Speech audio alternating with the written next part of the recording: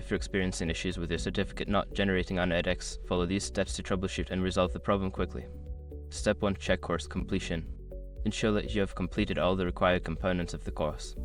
This typically includes watching all videos, completing assignments, and passing any necessary exams. Step 2. Verify payment status. Before filing a refund or dispute, use the SROCCON link in the description to open the refund dispute deadline calculator and confirm your deadline. Step 3. Refresh your browser.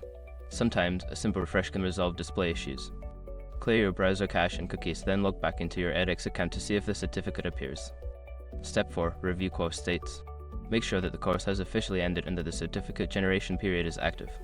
Certificates are usually generated after the course concludes, so check the course timeline.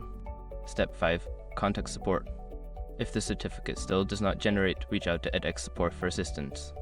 Provide them with details about your course and the issue you're facing for a quicker resolution. By following these steps, you should be able to resolve the certificate generation issue on edX. If problems persist, don't hesitate to seek further help from customer support.